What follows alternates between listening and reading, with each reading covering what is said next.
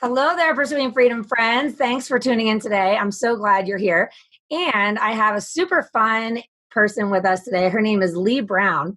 And Leigh has been in real estate now for 20 years. She's 20 also years.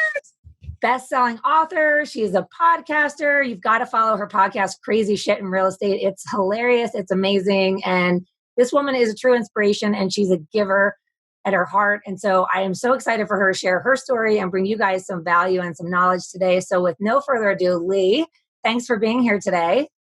Hey, Erin, thank you for having me on the show. I'm super honored to be here. Oh my gosh. Well, I just adore you and I love your podcast. I love everything about what you're doing. And so I'm so excited to have you. Tell us a little bit about your backstory. Like, how did you end up in this business?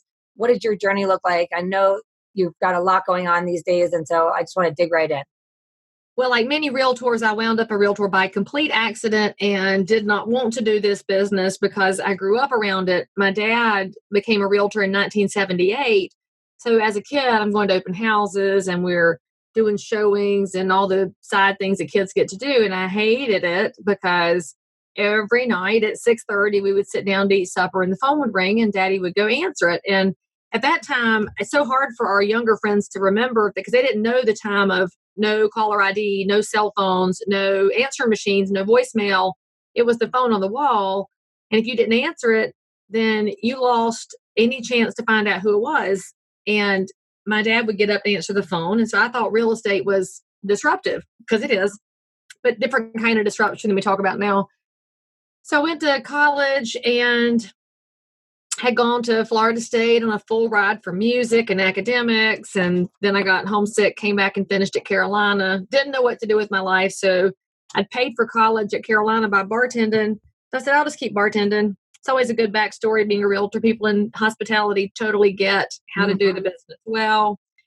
And one of my regulars in the bar hired me as a stockbroker. So I wound up in Manhattan for some time selling securities. And that was a wildly entertaining and no sleep time in my life. But I didn't really fit in New York because I am not a big city girl and I have an accent and that does not go over well in that city. So after that, I went into the North American headquarters for Husqvarna, which is in Charlotte. That's a premium manufacturer of lawnmowers, weed trimmers, and chainsaws. And so I walked in and I said, y'all hiring? Because we have a Husqvarna at the house. And they hired me, and I became the only woman on the sales force selling premium chainsaws. Just make sure you know they're premiums. And so they sent me out into the field, and I sold chainsaws for a while in Iowa and Texas. And then they were going to keep relocating me every year, and I did not want that life. So I came home, and that would be 25 years old. Having done 3 different full-time jobs, bar manager, stockbroker, chainsaw salesman, like I have to stop and do something. And so I said, Daddy, he's like, just come on. And so he had made me get my license a while back because any realtor worth their smarts makes their kids get their license when they don't want it just in case. And my kids are fully aware that the minute they're 18, they will take the class and knock it out just in case. So I came home, got in real estate, and it's exactly where I needed to be. So 20 years later, here I am. And it's been I wouldn't want to be doing anything else. I love this profession. And it's not just because you get to sell houses and you get to hug people and you get to be a part of their life. I mean, there's all these different things you can do in real estate. You can do mortgage lending. And some of our best realtors were lenders, and the best lenders were realtors because they see both sides of it. And there's home inspection and appraisal and title, and you can own your own company. And there's nobody to tell you can't own it. There's nobody that tells you honestly what to do. So if you are incredibly undisciplined, it's a great business to be in, but you kind of better find some or you'll die. And I mean, I really don't know any other business that does for people what real estate does for people who are willing to work and go create it. You can do anything you want. Well, it's 100%. I could not agree more. And I feel very grateful to this industry because I do believe it is a vehicle to help you create the life of your dreams. It can also sometimes feel like it's robbing you of your life, but that's a whole nother story. So here's my question for you. First of all, thank you for sharing your backstory because you're the first chainsaw saleswoman I've ever met. So I really appreciate that. But my favorite thing about doing this podcast is discovering the amount of diversity that is in our industry, right? Like you can come into this business with any background, with any training. And like you said, if you can find some discipline, you can create a great business and all that. So how did you get started at the age of 25? Like you had your dad as a mentor. So did he just push you right out of the nest, or were you a buyer's agent for him at first? Were you handling his clients, supporting his business, or were you just right out of the gates building your own business, growing a database, all that kind of stuff? Well, I'll try not to go down a rabbit hole on my soapbox here about how incorrectly this business is structured. But if you think about where we have this business structured wrong, you take a new realtor and typically we hand them buyers and say, here, go figure it out and go make some money while you're handling somebody's largest financial instrument. This Hmm. is such a big deal, but we make it not a big deal to new realtors. We're like, oh, you can do it. You can go sell a house, no big deal. Forgetting that every time we tell a realtor that, there is a consumer on the other end who's making a drastically huge decision. And in fact, I always get, irritated, but entertained in different ways. When I'm in front of realtors, I'll ask them, do people make money when they buy or when they sell? And they will say sell. And I'm like, no, no, no. Happens when you sell is a side effect of what happened when you bought. You make money in real estate based on how you buy it. And yet we are given the public the least ready person when we give them a green realtor. So my dad has seen this for a long time, and he's a highly successful realtor. The man is probably more respected than anybody else I've ever met in the business. Only one enemy after 40 years in real estate, which is insanely low. And my dad wouldn't let me touch a client until he felt comfortable that I knew what I was doing. So for the first 90 days, I was sent to educational class after class. My dad believes firmly that your education has to be more than you get from continuing education. So I learned that from him. But within a month, he'd sent me to a conference and had me learning from people who are doing the business well. And I was basically trained from day one to always invest in the bigger picture of real estate and how to learn from peers. Even though at the time I wasn't their peer, I'm just some little nobody and I'm learning from the best of the best. And when I was at home, I lived in his hip pocket. I mean, I was on every buyer appointment, listing appointment in the office. He was on the phone. I was there taking notes. I was sitting behind him in the back seat, not allowed to say a word, just sitting there taking notes. When he felt comfortable that I knew what I was doing, that's when he let me work my first buyer client. And they're actually still friends of mine today. They named their daughter after me, which it is insanely crazy, but I just love them so much.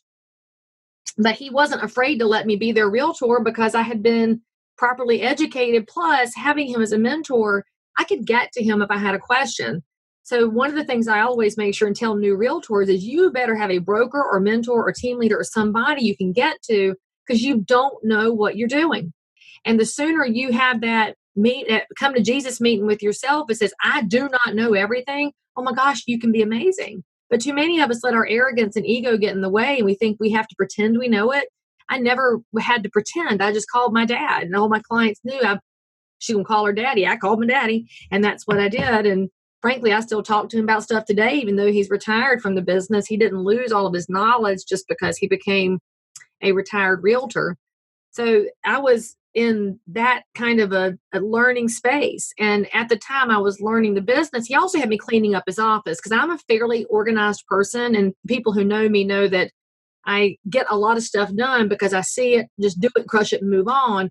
My dad's a typical realtor with 14,000 piles on his desk, and he roughly knows what's in which pile.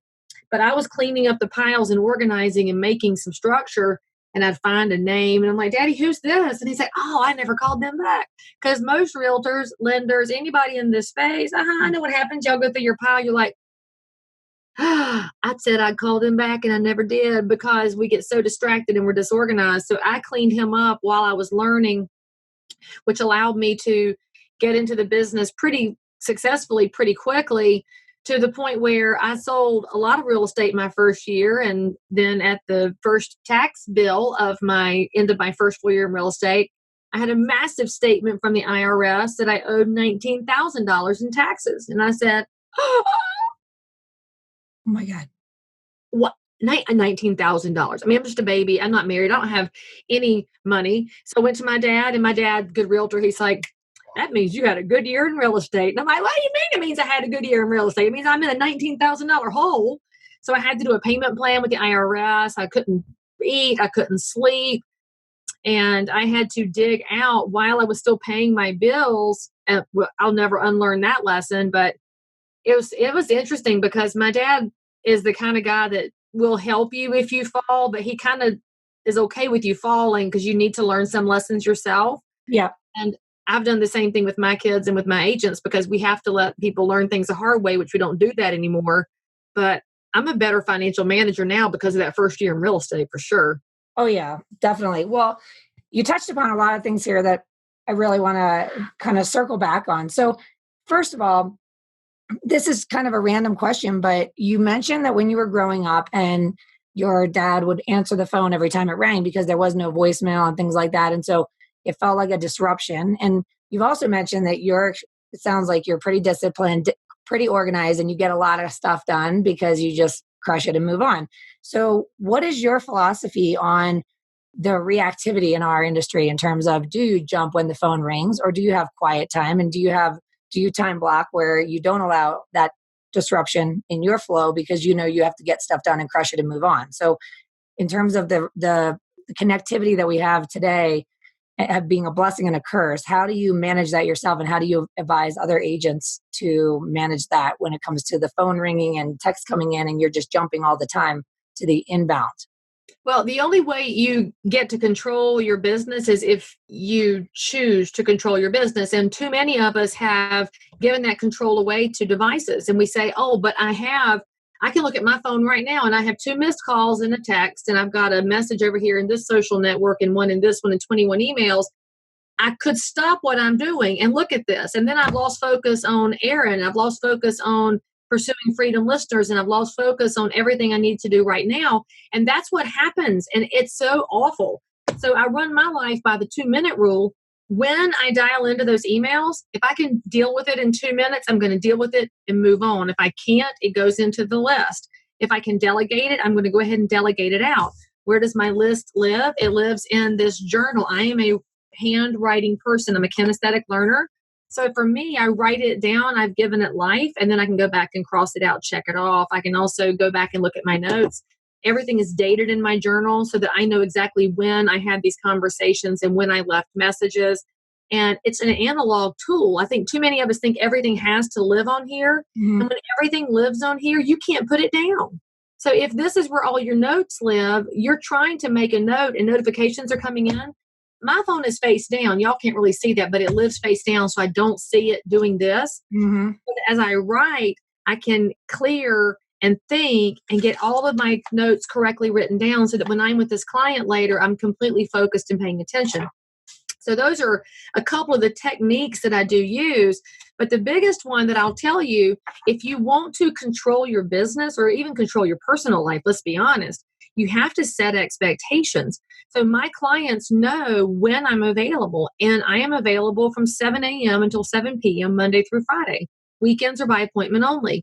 And what does that tell them? Well, it tells them I'm available for 12 hours a day, 5 days a week, and I'm working weekends by appointment. Most realtors and mortgage lenders, anybody in our space, if they're productive, they're working 60 to 100 hours a week. And it's not always work, though. A lot of it is distractible time. Mm-hmm. When we're looking at social networks or we're fiddling around with things that aren't critical. So we have to think about drawing some boundaries. And if you're a younger realtor, I know you're thinking to yourself, but that's easy for you, Leigh. You've got business. You're 20 years in. If I don't answer the phone, somebody will steal it. That's all in your head. I do know this because as my business has grown and changed over the years, when I learned to put boundaries on it, people respect boundaries. I mean, think about it. When you want to talk to Amazon, you never expect to get Jeff Bezos. But when people want to buy a house, you act like if they don't get you, it's the end of the world. Well, if your voicemail says professionally, first name, last name, company affiliation, because by the way, the hell are y'all doing with all these voicemails and phones that don't sound like you're a professional in this business, and yet you expect to get paid professional money, but that's a different discussion. So if your voicemail says first name, last name, company affiliation, and you say what hours you're available and that you'll return calls as quickly as you can, that tells them they've reached a professional. They might give you a minute to call them back. But if your phone says the voicemail you have reached is full, why would they ever call you back again? You sound like a fly-by-night asshole. I Yeah. won't do business with you. So where do you set those lines? This buyer I'm working with, I have dinner at my mother's house tonight. So we're recording this during the Christmas season, and we've always had Christmas off of Christmas Day to satisfy the outlaws. So since we're going to her house for supper tonight, this client wanted to go look at houses at 5:00. They're hot to trot. They've got the money. Their house is already sold. They're moving. There's only 4 houses to look at. Any realtor in town would have said to them, 5:00, that's fine. I'll tell my mom I'm coming later. The hell are y'all doing? What I did was I said to this client, I said, my goodness, I will make my afternoon work. Could we scooch up to 3:00 because I have dinner at my mother's house tonight? And what did they say? 3:00 is fine, because most people are reasonable. They have a mama too. And if you let them have a glimpse into your life, they'll work with you. And I'll also tell you, I think one thing I know now that I did not know early in my business, and Erin, you've experienced this too, the more leeway you give to those assholes that say to you, well, if you can't meet me at 5:00, I'll find someone who will. They're the ones that cuss at you later. They wind up never closing on the deal. They wear you down to a thin, thin strip of nothing. And you're so exhausted, you're not even the best version of yourself. So you have to stop giving in to the worst people out there, because they turn you into a worse version of yourself. Leigh, it's like you're pulling the words right out of my soul and sharing, like, oh my God, I knew I loved you and now I love you even more. Listeners, Seriously, drawing boundaries was the theme of all the business planning workshops this year, because it is so messed up what is happening in our industry, the reactivity. And the reality is that as people, we did it. We did it. It's our fault. I know. Stop it. You have to stop it. It is every time you honor what you were seeking when you became self-employed to begin with, which was freedom and flexibility, you create more enjoyment in your life, enjoyment in your business. And this business can be fun, and it can actually be easy if you take the wheel and you act like the CEO of your business and not like an employee to everybody else's agenda. It's insane what's going on in our industry these days. And you just hit the nail on the head with that. So I just appreciate the conversation going that direction, because that is so important what you just touched upon. I hope people will listen to this again and again. So do something for me. When you have your workshop on boundaries, which I think is going to be an amazing event, get one of those easy buttons from Staples and set it on fire, because I am so tired of people who post that on their profiles and their networks, and they say, I'm 24/7 availability. I'm going to make it easy. Liar, liar, like they do in Princess Bride. I want you to take it and get a hammer and break it into little pieces, because we have to stop with that mess. And every agent out there and every lender out there who puts forth this message that they are available 24/7 is a part of the problem. 100%. And the other thing is that what people don't realize is that we're not managing our energy in the best way possible. So because you're single tasking, when you go with those buyers today at 3:00, you're going to be able to bring the highest energy version of yourself, which makes you more magnetic, which makes them leave with a positive ripple effect that they got from spending time with Leigh, because Leigh came prepared, centered, focused, calm, energized, enthused. And then they take that onto their next encounter, and they are so excited to talk about what an amazing person Leigh Brown is. It has nothing to do with how great we are at sales. It has to do with how we make people feel. Yes. You've got to manage yourself first before you can bring the best version of yourself to the encounter that's going to actually change your life, and their, your business. So yeah, that's really powerful. Let me ask you one thing. So you are obviously an avid learner based on what you told me when you got into the business. And also because you told me that you had an academic scholarship, it sounds like, you're very, you take learning very seriously. So what is a book or a conference or something that you've devoured recently that you have found powerful, or something that made an impact in your life and business that you could recommend to the listeners? I'm looking at my pile of books here, so I don't know if you have your video turned on, but that's just the current pile right now, because I'm a multi-book reader, because I treat it like channels on the TV. Sometimes I'm in that space, and sometimes I need to change the channel. A book I'm enjoying right now is called Insults and Comebacks, because I am terrible at thinking of these on the fly, so I have that at the ready. And I don't know if you've ever heard of Scott Stratton. He wrote a book called Unmarketing. Well, he and his wife wrote a new book called The Jackass Whisperer by Scott and Allison Stratton. And Scott and Allison are delightful people. Well, this was sent to me by one of my good realtor friends who knows that I like Scott's work. And it's the jackass whisper is your guide to dealing with the worst people on earth.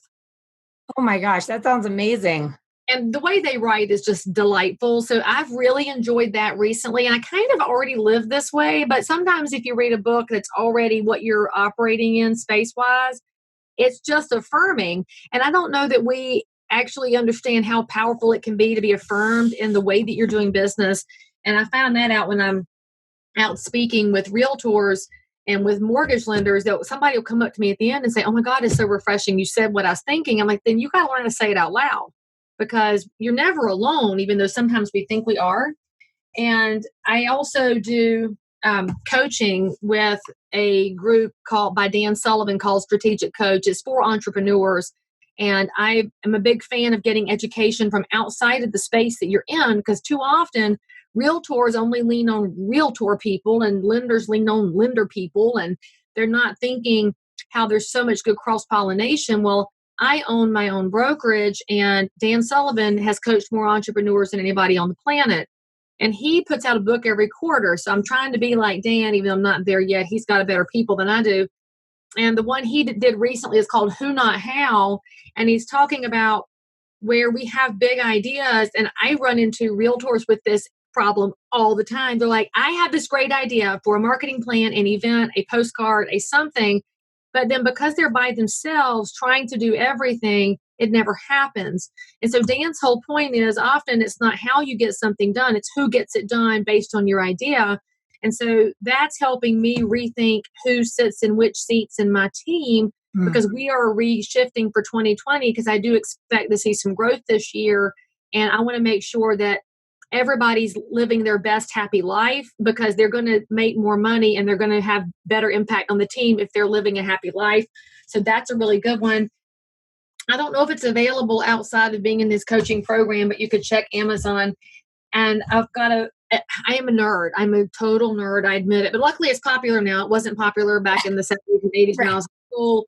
I am reading this book called A Nation of Realtors, A Cultural History of the 20th Century American Middle Class. This is an academic read, and I'm enjoying it in small doses, because one thing I hate about middle age is that I can't sit and read an academic tome for 3 hours anymore, because my focus is really diminished, and I blame the devices for that too. But I'm absorbing that a chapter at a time, and then I balance it out with something like Jackass Whisper, which is a lighter read and more societally poignant. Those are what I'm reading right now. And in Perfection, I fell in love with this book called A Man Called Ove. And I'm reading everything that author has written. And the one I'm reading right now is Us Against Them. It's so good. It's very emotional reading. So if you want some good fiction, read A Man Called Ove and you will cry. And then you will send me a note and thank me. And I'll tell you something else I bought that's really been fun, because I've written 2 books that I've written. Well, my third's written and it's in purgatory now. So book number 4 is going to come along. I bought this book called 3,000 Questions About Me. And I'm always looking for content for my Instagram channels or for my real estate mailings and things that we can do to create conversation. Because one thing that drives me crazy about how realtors and lenders market is they often lean on stuff that's not conversational, whether it's interest rates or it's listings in neighborhoods. Those don't create conversation. Right. What we do in this business is create relationship through conversation, where we can then serve real estate needs. So in this book, there's 3,000 questions. So I'm going to use this as starters this year. And here's one that's, if you could bring one famous person back from the dead, who would you pick? So somebody would ask me, well, Leigh, what am I going to do with that in my real estate business? I'm like, well, if you're meeting a buyer for the first time, ask them that instead of, well, how many bedrooms do you want? I mean, if you ask them who they want to bring back from the dead, that takes you in a whole different direction. And surprise, surprise, you're going to find out how many bedrooms they want, but you're also going to know something about them. They want to bring back Genghis Khan. You might not want to hang out with them. You got to pick and choose a little better. Oh my God, I love it. The pizza can you eat in one sitting? That's going to be a really fun little video. So you got to take tools like that don't look like tools and create around them. People in real estate tend to be super creative people because they're out there making a business out of nothing. Mm-hmm. You happen to have some friends. Now they happen to use you. You happen to get hired to sell a house. Now you got to tell people about it. So you're dialing into the creative side of your brain, and then they wind up going into their marketing. They do the same shit everybody's done for 30 years, and they wonder why nobody reacts to it. It's because it's dry, dull, and boring. So don't be dry, dull, and boring. I love that. I love that. I think that's a really important thing to talk about too, because creating content is scary. Like people don't know what to do. So then they just post just listed, just sold, and it's painful. And who's going to want to watch your content if that's what it's? Nobody. Yeah, exactly. Well, we don't have too much time left here. So before we hop off, I do want to dig in a little bit more on books. So you've published 2 bestsellers. You've got another one in the works. What prompted you to write the books? Tell us about the books and what people can learn from them so that, anybody who's out there that needs you, which is everybody, obviously, they can find you and get some knowledge and drop some knowledge on them. Well, the first book was twofold. The reason I wrote it. One was that I needed something for my audiences to take away from the stage. They wanted more after I spoke, and I had to give them more. And it's called outrageous authenticity, because one thing I've been known for and I've been speaking on for many years now is, before authenticity became a buzzword, that was my thing.